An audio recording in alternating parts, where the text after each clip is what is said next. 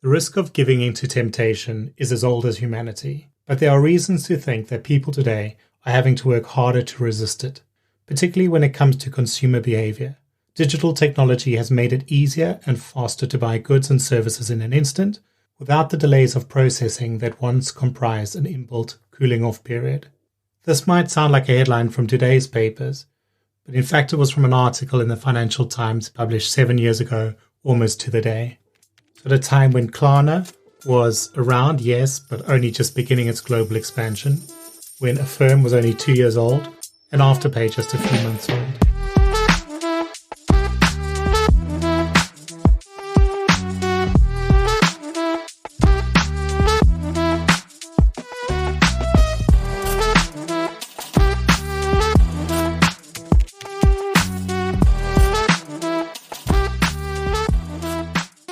Welcome back to How to Lend Money to Strangers, the podcast about consumer lending strategies across the credit lifecycle and around the world. Today we're back in the Philippines with a different sort of an episode. This morning I had the pleasure of chairing a panel discussion for TransUnion as part of their Big Data Summit. And since the topics that we discussed included buy now, pay later and alternative credit scores, two topics that are already popular on the show, I thought I'd take the opportunity to record our discussion and turn it into this episode. I was joined on the panel by Michele Tucci of Credo Labs. Credo Labs work with neobanks, challenger banks, BNPL, any digital lender really, to build alternative data credit scores to help increase access to credit. And Michele is their Chief Product Officer.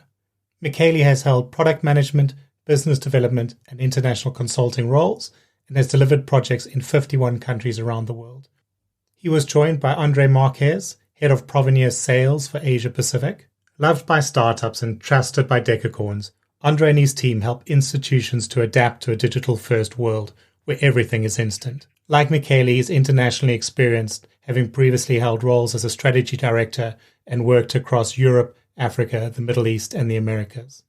And we also had Anit Antony, TransUnion Asia's Head of Digital Products. Anit has spent over 18 years in the technology industry in Asia and North America, and has been involved in several digital transformation projects for retail banking, but also for telco and retail. So with guests of this caliber, I think you can see why I couldn't resist turning this discussion into an episode. Join me in a second for that. Anit, I'm going to go to you first. I started with that article from 7 years ago, mainly to underline the fact that this sort of striving for instant gratification, for instant approval, isn't something new. This is a much more human desire. As soon as we could go digital, people wanted to go faster and smoother. Perhaps now just that we're at that point in time when it's a realistic prospect for lenders. Maybe before we start talking too deeply about who's doing a great job of delivering instant approval and kind of the risks inherent in meeting demand for instant gratification, can you just give us some context of what do we mean when we talk about instant approval, when we talk about instant gratification? What does that look like in terms of a product scenario? When I look at this from a consumer's standpoint, not just in the Philippines, here are some of the expectations that we have, right? What really is instant gratification? How does that actually play out in the real world? So imagine I'm on a shopping site and I've added stuff to my cart and I get a message that says, if you have this card, you get about 10% cash back. I don't have that card, but I'd like to get that 10% cash back. I've made a substantial purchase, right? But it flashes at you and it says, okay, if you don't have the card now, apply now. So if I want to now click on that, I go through the credit approval process in a few minutes, get back the card number, the CVV number, the expiry date. I use that to complete the transaction and then avail that 10% cash back. So that to me is instant gratification, right? And I'm going for lunch today, right? So can I get that card approved, the plastic embossed, give it in my hand? In the meantime, I call my friends and then treat them for lunch using this card. That to me is instant gratification. How do we make things like this possible? I don't think we're too far from that, just maybe months away from that. And cash, right? Cash is more important because I was talking to Moneyland in Hong Kong, and he was actually saying when people actually go to them for cash, they need the cash today. They need it instantly, right? They're not going to wait for weeks. When they go to banks, they say, they need to submit address proofs and income proofs, and it takes a week, a couple of weeks. And instead, they'd rather go to money lenders, give them the cash instantly, even though the interest rates are higher. And BNPL, not quantify it. Brendan, you mentioned that, but I'm sure the other panelists can also talk about that in a bit more detail. Yeah, thanks, Anit. And speaking of BNPL, that's obviously a field that Provenir know better than most. And we're lucky to have André Marques here from Provenir. So, André, I'm going to hand over to you. And maybe if you could start by just giving us a quick introduction of Provenir, what you do there, and then talk us through these demands that you see from BNPL, as well as any other fintechs and lenders that are out there trying to meet that increased demand for speed that we're seeing from consumers. Sure, Brendan. Thanks for that. And Provenir, for those who don't know, is a company that makes smarter decisions faster by simplifying the risk decisioning process. But what allows us to do that is a no-code, cloud-native SaaS approach. We have over 2 billion transactions per year, and that allows us to help both fintechs, financial institutions, and payment providers across more than 40 countries around the world. This includes companies such as BBVA, GM Financial, Hitachi, but also BNPL, providers such as Klarna and Zilch. To your point of how we help our clients, I guess in this case, I would highlight 4 things, Brendan. The first thing is we're reducing the application processes from days to seconds. That's achieved with an instant automated risk decisioning workflow. The second is reducing the reliance on IT teams in order to be able to make significant changes in your processes, to launch new products. And that's achieved as per our no-code technology. The third one I would call out is the simplification of the integration to an increasing number of third-party data sources. And I'm sure Michele will have a chance to talk a bit about the importance of those as well. But more and more as we go forward, and you're looking at connecting to bureaus, but also KYC, AML, alternative data sources, and open banking. And that just increases how much complexity you'll have to manage on your own. We provide a one-stop hub that brings together more than 500 partners, including TransUnion and CreditLab. And that minimizes not only the effort to integrate and manage those, but also takes what I would say is a headache from the internal organization. Finally, I would call out scalability. We're a cloud-native provider. We also build commercial models to match what are the needs of clients from the moment they incept until they become a decacorn status, which gladly we can call out for several of our clients. Thanks, André. And if you were to put that into more practical terms, what are some companies that maybe we've heard of that are doing this really well? Happy to. Let me just maybe for a bit of context, what I would say makes typically common link between all those examples is really the focus on meeting customer expectations. You'll see today, especially driven by millennials and Gen Zs, that there's really an expectation for instant everything. And so just giving 2 simple data points on this, 80% of customers today rank speed as a key buying factor. And 76% of customers around the world are more likely to make a purchase if an easy, simple payment plan is offered at the point of sales. And this actually brings me to my first example, buy now, pay later. And I can talk here maybe a bit about Klarna, a leader in the space and one of our clients. Klarna was a pioneer in what I would say is providing tailor-made BNPL offers, not just BNPL specifically, to their customers. This is something they were able to do early in their journey because they adopted advanced decisioning solutions to both actually their customer onboarding processes, but also their merchant onboarding processes. Because of this, they were able to perform risk analysis and decisioning as per data provided by the front end, and they were able to return immediately with a decision that was not just fast, but custom tailored for that specific consumer. The second example I would give is in a different space, is in secured lending. I'm going to tell you a similar story from one of our clients, Instabank. So Instabank is a disruptor, I would say, in Norway, where they, a few years back, basically announced the ability for their customers to get, in less than a minute, a loan approved and specific offers designed for those customers. And they did so with minimal information requested. To me, this is more than a product, was their differentiation point to the market. And the reality of that is they have since grown their lending book to more than $115 million. This is a fantastic story of how, in this case, a challenger, but I don't see a reason why that couldn't be an incumbent player, was able to shake up the market. This was possible also because of the agility of systems. And while I don't want to trump too much on systems and how we are a strong solution provider that can be used. But really the challenge that Instabank had to fix before doing this was to replace a legacy system that relied on thousands of lines of code that didn't provide them the flexibility to move forward. The third and final example I would give you, I guess, to this, Brandon, is credit cards. And I know Anit touched a bit on this as well. One of our global clients that's focused on consumer lending, and I would say is positioned as a digital bank, and their focus was to have a credit card, I would say, as a part of attracting customers into their bank. Their view was simple. Customer experience needed to be focused on speed and digital. With this, the result was quite straightforward, was we need a digitally seamless, available credit card application process. So in a nutshell, clients expect to be able to apply and immediately get a credit card, as per Anit's example.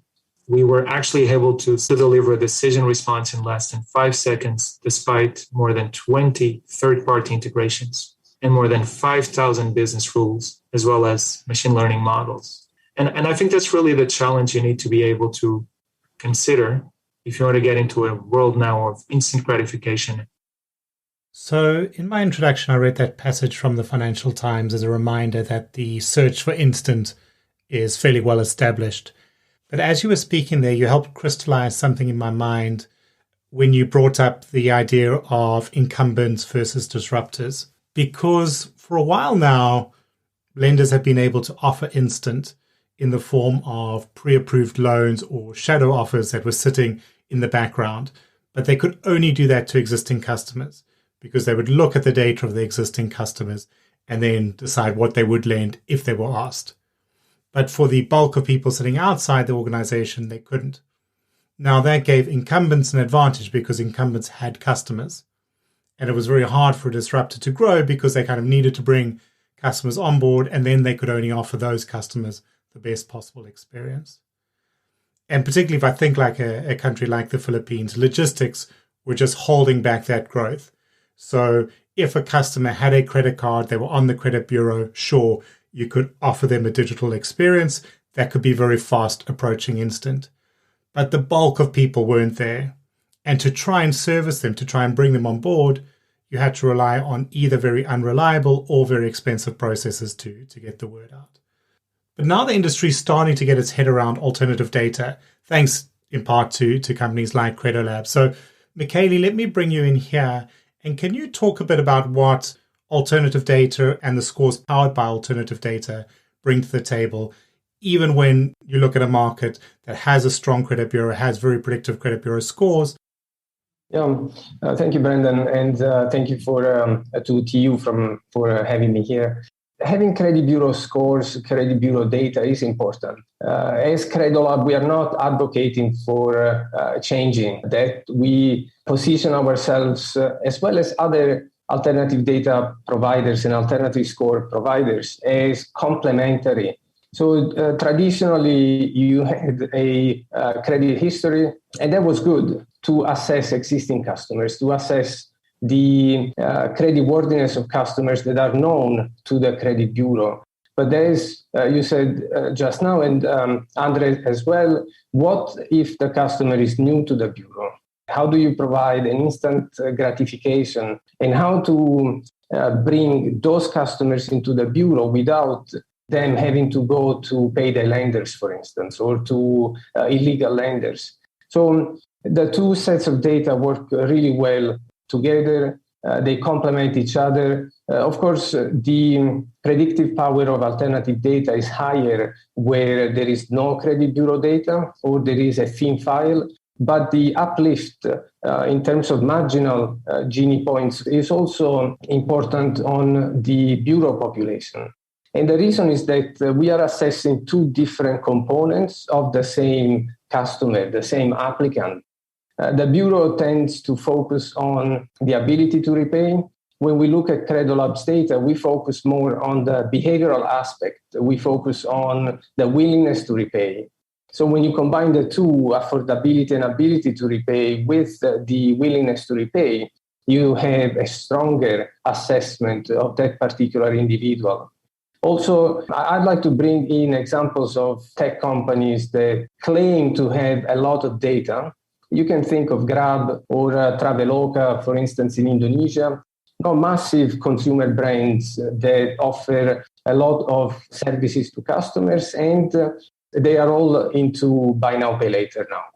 They're offering unsecured loans to their customers, and yet they are using Credolab's technology to compensate the lack of data that even they have for their own customers. So you have transportation, you have wallet, and you have food delivery type of data. How many customers are generating enough data across the three services to be able to be used for credit assessment purposes? I'm not going to disclose the information, but it's not as high as you think. So buy now, pay later as well. Imagine Traveloka welcoming a new to app user. They have no travel history. They have no e-commerce purchases they can rely upon to make an assessment. This is just like a thin file or no file at all with the credit bureau. So what do? Are you going to close the door in front of this customer, or are you going to give him a chance to be part of the ecosystem? And that's where we come in. I believe Credolab is a facilitator for financial inclusion, but it's also a facilitator for personalization, for better customer experience. Yeah, I think that's a very good point as well, because those of us that have grown up in the traditional data world, we would look at a consumer and the data would be very structured. It's a certain number of fields and they're all fully populated every month. Whereas now in the big data, alternative data world, you might have a customer who's got 3 or 4 sets of one type of data, but none of another, different exposures to different services. And you're pulling all sorts of little fields. So none of them are going to be as strong necessarily as something like delinquency, but you've got so many that you can still build a picture, but you need to think about it a bit differently. It's not, you don't just look at it in a big grid like you used to. You've got to play around. André, Michele brought up BNPL again now, and maybe we can pause briefly on that. You've got a lot of exposure, Provenir, to the BNPL industry. Can you maybe just start with a little bit of a dip into the market? What's the market looking like right now, both, I guess, locally, if there's news in the region and internationally? Absolutely. Yeah. It's an area we're proud to do a lot of work on. And, it's, I guess, unexpected by most how fast it's been growing. There's predictions that it will grow still 15-fold the current volumes by 2025. And I think that clearly calls out the first naysayers that thought the industry was a short-term trend. The recent deals, I guess particularly Square buying Afterpay at $29 billion and both PayPal and Goldman Sachs making inroads at more than $2 billion each are clear indicators that there is value to this. And I think a lot of that value comes beyond and above what BNPL is as a specific service. It relates more to the ability to match customer expectations right now. I think another interesting point that we can see at this stage is how you start seeing specialization within BNPL providers. So there's things like BNPL offers for vet care, for rent relief, utility bills, way and above what were the original purchase use cases.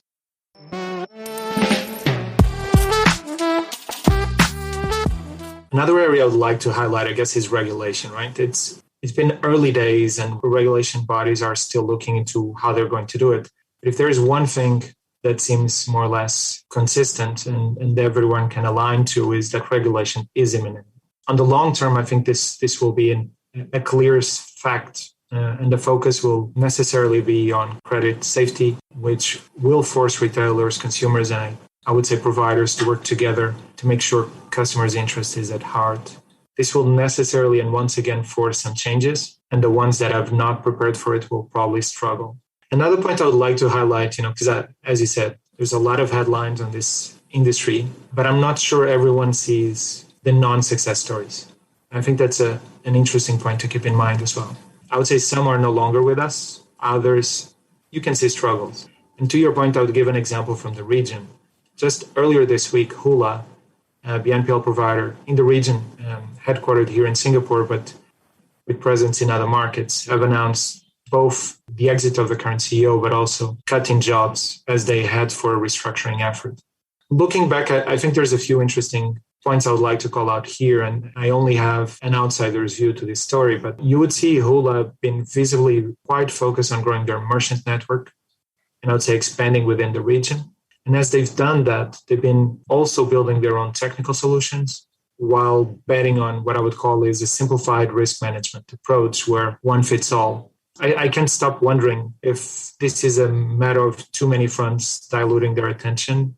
But lenders will be looking at those growth numbers, those sale numbers you've just mentioned. And when you look at the idea of buy now, pay later, logistically, it seems not that different to what we've been doing in the past. And be wondering, can we achieve something from this as well? So when financial services seek to follow that path, what are some of the pros and definitely some of the risks that they take on board and need to think about managing? Oh, absolutely, Brendan. And there are certainly several commonalities here that I don't think are specific to a fintech focused on BNPL alone. I think a traditional bank would face the same. The main one I would necessarily highlight is customer experience. We're in a millennial Gen Z generation world where Spotify, Netflix set the expectations of experience and instant gratification. I would dare to say that it's important that providers don't dictate the terms to the customers. It's important that we use data to get insights on how to better serve them. This is a case where we need to think of rewriting a bit the script of how to meet the needs of the new generations, as well as how they think and feel about credit and access to financial products. Just in 2020 alone, there was an increase of 63% of financial app usage. That said, it's not just about the digital experience, but it's also matching the customer expectations of engagement. The front end and the back end talking the same language, if you want. The other thing I would say is the access to data. Right? The access to data has exploded. And so this has created a completely different ways that data can be accessed, but also explored. You have every second 7,000 tweets, I think 30,000 Facebook likes. But if you look at a traditional bank platform, it can equally generate 1 million transactions per second or 100 billion per day. The amount of data that's created, it's fantastic, and to a certain extent hasn't been fully explored to the advantage of customizing the customer experiences. This to me is really a key point, and as financial institutions have this massive opportunity to provide real-time engagements that match what customers are looking for. Yeah, and I think that's probably the area that's going to be the biggest stickiness. Now, I don't want to sort of besmirch the whole banking industry. We know they've made a lot of strides recently to deliver better customer experiences. But in painting in broad strokes, we would normally think that fintechs are the people that are great at delivering experiences, that are great at trialing out new data types. They're less constrained by their investors. They're less constrained by regulation and reputation risks. So that's where we'd expect experimentation. They're also out to win customers from someone else often. So they tend to be focused on delivering great experiences. But on the other hand, banks have lots of cheap capital. They have existing customers. They have good reputations. Michele, if I can come back to you here, why don't we see more partnering, or easy partnering at least, between big established banks who maybe can reach out and work with a fintech to get the best of both worlds? It depends on how politically correct you want me to be, right? I think the biggest hurdle that at least we face as a small company pitching the large client like a bank is the level of scrutiny that we receive from compliance, from info security, scrutiny also around data governance, data ethics. In the Philippines in particular, we've been approved already 5 times by BSP, not because we had to, but it was easier for the bank to get approval from BSP. So we went through the process. We are now ISO certified, which is an overhead for us, but it helped to go smoother through the onboarding process. So I think what is preventing more banks from partnering with fintechs is internal processes, which are there to protect the bank, and they should be there. I'm not arguing that they should be removed, but if there were a sandbox within the bank to test a new solution, to make sure that it complies I think it would be faster for the bank itself to appreciate the kind of improvements that they can bring in if they partner up. There are also some instances where banks are willing to build versus buy. So they believe, I don't know why, that it would be faster for them to build the solution rather than buy it from a SaaS business. There are neobanks coming into the Philippines. We know of Tonic, we know of TimeBank, and they are already launching lending products. Why? Because they realized that offering deposits alone is not enough to be profitable, and the banks are already profitable. So if they were to allocate a particular product to probably a riskier segment or a younger segment, that's where they could be partnering with Fintechs to showcase how well something can be executed in partnership rather than alone. And we have two partners here. We have TransUnion, we have Provenir. Another way that banks could be partnering with more fintechs is to just leverage what capabilities TransUnion or Provenir have already built into their offering. So if the bank trusts the due diligence that TransUnion has done, then perhaps they would want to work with a fintech through TransUnion. And that means less paperwork and go to market faster. I wish things would move faster anyways. Speaking of TU, let me come back to you, Anit. We've spoken today a lot about the benefits of delivering instant, and we've spoken a little bit about the risks, how to mitigate those when it comes to credit, building new types of credit scores with alternative data. But what about the fraud risk? Obviously, as we try and make it as smooth as possible for people to come on board, we also potentially open the door for fraudsters to take advantage. Yeah, and that's a good question, right? So I was just sort of waiting for you to ask me that question. So yes, that's what we're trying to achieve is instant gratification, but every 10th transaction in the Philippines is found out to be a fraudulent transaction. So think of all the data breaches that are happening, right? So identities are stolen every single day. But if you look to the Philippines, you have like the Cathay Pacific data breach, about 100,000 Filipinos' data was compromised. Facebook had about 500 million users that was hacked, and out of which 900,000 were from the Philippines. There's a passport breach as well. So when you look at all this identities that are getting stolen, and not to mention phishing that's happening almost on a daily basis, right? And to buy all of these fake identities of people online and in the dark web is again easy. The fraudsters is getting really, really sophisticated. So you'll start to see fraudsters applying with multiple ID cards with the same facial profile, for example, right? I mean, and we've seen a lot of that. We've also seen applicants who apply multiple times with the same ID, but with different names. And all of that makes the match happen this way. And the lack of security features in some of these ID cards that the banks accept, it makes it even harder. And relying on just one fraud provider it's like putting all your eggs in one basket, right? So yeah, there is a big increase in the fraud, and it is expected to go up because all the banks now have their own digital initiatives, and this is a big risk that is there in front of them. Yeah, and my first job was in credit card fraud, so I always try and sort of remember the bank side. But as soon as you're a consumer interacting with that, it's incredibly disruptive to your life when they get it wrong. So, if you're making an application and it gets paused because they're doing a fraud check, or as I made a payment when I was moving house, I paid the rental deposit and it got flagged by fraud for a warning. They sent me an SMS I didn't read for that day, so they shut the account for a bit. And I was really annoyed because I had to phone in the bank and sort out, try and remember old phone numbers and whatever else was in their ID checks. That's the downside. It makes such a bad customer experience as soon as you stop a customer. But it's obviously impossible to hit only the fraud. So how do you defend against fraudsters? What is it that you're looking for that you can catch a fraudster?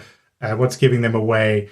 But at the same time, it's not just going to catch an innocent customer with a dirty ID card or something. That's right. And so when you look at the balance that we need to come up with, right, between instant credit and being able to catch fraud, and the problem there, though, is affects the customer experience. It's going to add a lot of friction in the process. The good ones go away as well. Now, you're trying to catch the bad ones, but the good ones are going away as well. So now how do you strike that balance? So you'll need to do very reliable fraud checks, but you'll have to do them discreetly without hindering the consumers' experience. And that's where, at TransUnion, we've been looking at ways and means to do this, right? Not just in the Philippines or in APAC, but also across different regions. Now, how do you do that? So one of the things, yes, we have a face scan and we have an ID scan. We try to match them. You're always going to get the false positives and false negatives, right? You need to add layers and layers of defense, right? One of the best ways that to me is the device. At times it might not even be a human appliance. So it could be bots, it could be simulators. Now, one thing that gives the fraudsters away is really the device. Chances are that he might use 1, 2, or 3, or 5 devices to do all his fraudulent activities. We can actually pick up things like velocity. How many applications were made from this device? What is the longevity of this device? And then is there any evidence that has been reported against this device? So there's a lot that the device gives away, a lot of information that we get from the device, totally seamless to the user. He doesn't know what's happening. So let's just say we have a layer 1 that does the selfie scan and the ID scan. And let's just say that goes undetected. It's fraudulent, goes undetected. The device is going to give it away. And not only that device, but all the linked devices to that. So you will actually be able to identify all those different types of fraud that you weren't able to detect with just a face scan and an ID scan. You can still have that, right? But you have to go beyond that. Now, what else would you check? You would check email, for example. Same things, right? What we checked about the device, you check the same attributes in the email. Like, what's the velocity? How frequently is this email address being used? What is the longevity? Was it created yesterday? Or was it just created for the sake of this application? You can exactly do the same thing for phone number. You're looking at geolocation. And then I think this one takes the cake for me. We also have a service that you can check whether the credentials have been compromised. So if this identity is being sold in the dark web, there is a way for us to detect that. And you also have to see whether that sort of identity exists in the credit bureau as well, right? If one layer doesn't catch it, another one definitely would. Now we look at all of these, right? Device, email, phone, geolocation, compromised credentials. There's nothing that the user needs to do. Of course, he needs to scan his face and scan his ID, but that's the only friction point. Everything else is seamless. It's no longer the questions you can never remember the answer to. It's happening in the background. And then I guess before we close, we need to address COVID. I know we're already a little bit over time, but there's no way we can ignore that really. Andre, when we look at COVID and the lessons it's taught us, how do you see risk management of the sort of large shifts that external factors can bring, be they the COVID epidemic or, as you brought up earlier, regulation? Yeah, absolutely. And I think this is actually true for both the regulatory shifts, the pandemic, but also the ever-evolving customer expectations. What to me glues all of them together is the need to be flexible, to be responsive to those changes. And that's where, you want your business teams to be able to react and not to be dwelled by limitations on technology or hard-coded rules that are difficult to change. And that's what drove our customers to success, was how their business teams identified the changes required, but also were able to quickly act on it. That in a nutshell is how I would summarize that. And maybe one final example I would give, the pandemic that you called out, right? Several financial institutions were forced by regulatory need even to change their credit policies. And that's something that in a traditional world with legacy systems is a 3 to 6 months project, a change request to be discussed, and the need to count on a vendor to support. That's what really we're trying to get out of the way, make sure the business teams can directly make those changes. And one of our clients back in the UK facing this exact challenge, they were able to do it themselves and did it in just a few weeks.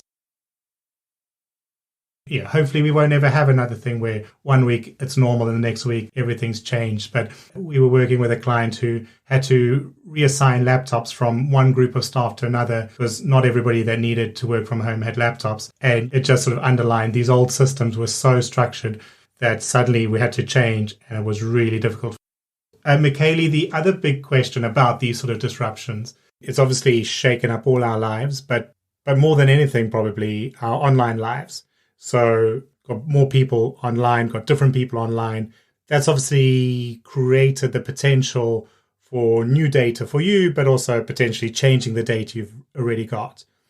And that may call into question things like score stability. So you building scores off alternative data, Can you talk to us about score stability? Has that been damaged in this rush to online? It's a tricky question. So from a data point of view, COVID has been good to us. As insensitive this may sound, but people have spent so much more time on their mobiles. According to App Annie, in Asia, people spent on average 5 more hours per day on their mobile phone. That meant also that they have generated a lot bigger digital footprint on a smartphone. They have downloaded so many more apps, tried different categories of apps. And so, yes, you're right. We wondered, and our clients wondered with us, how stable could have been our score in the presence of such a different or shifted kind of behavior. And to much of our surprise as well, the score was extremely stable. We calculated also in the Philippines the population stability index of our models. And the worst scenario was a change in PSI of only 0.03, which meant that we didn't even have to calibrate the model. How is that possible? So you look at a digital footprint, we access the permissions that we receive, we access if the mobile is 3 years old, we access 3 years worth of data. So when we identify the micro-behavioral patterns that are predictive for risk, we go back to not just 6 months or 3 months, perhaps like a telco would do, but we go back in time and we can see how stable these behaviors are. Of course, the risk profile of these customers, the incoming population was a lot higher. But in terms of model predictiveness, that didn't change. So good news for us, good news for our clients. I would say if I had to make a wish was that more clients were already ready with digital channels so that they didn't have to shut down branches and also shut down originations. But that's for the next pandemic, hopefully in 50, 100 years' time. Thank you very much. Yeah. So I think that's a whole discussion on its own. I want to just close by giving the floor back to Anit. We've only got a minute or two left, but can you just try and sum up how a lender can think through such a big problem? You know, we've spoken about new data sources, new types of scores, new types of very sophisticated fraud defenses. How does that all get pulled together? What we just did in the end was then combine with our partners and come up with a solution that you don't have to do employment checks anymore. You don't have to do income verification anymore. And the address verification. This guy's spending a lot of time on the office hours. That location happens to be his office address, and where he spends time in the night is most likely going to be his home address. Again, I'm talking about pre-COVID or post-COVID, right? So we have partners that partner with telcos to kind of give you that sort of information. All these things, right? Instant decisioning, super quick fraud checks without hindering customer experience. That meets that 7-3-0 rule, right? 7 minutes to apply, 3 minutes to process with 0 human intervention. So that's the kind of thing that we're trying to offer. Things like the ability for you to ping a company email address. Let's just say Brendan at TransUnion.com, for example. And you provide that to the bank. The bank should have the ability to ping the email, and that should be a valid email. That itself goes a long way to show that you are indeed employed with that. So employment verification call-out can be taken away that way, right? Income estimator, some of the data products that we have would help you with the income proofs. Then you're saying that, okay, employment verified, income is verified with TU's income estimator. So, this actually completes the whole process of lending, which can happen. I mean, those use cases that I talked to right at the beginning can be achieved. One last mile that we need to run is with Visa. Or MasterCard, our friends there will be able to generate that instant card, which is still pending as part of our product, but everything else still instant decisioning is something that we already offer today. Great. Well, thank you very much. And thank you to everyone from the panel. And thank you for listening. This has been How to Lend Money to Strangers, the podcast about consumer lending strategies around the world and across the credit life cycle. I've got a really good show coming up next week, so join me next Thursday for that.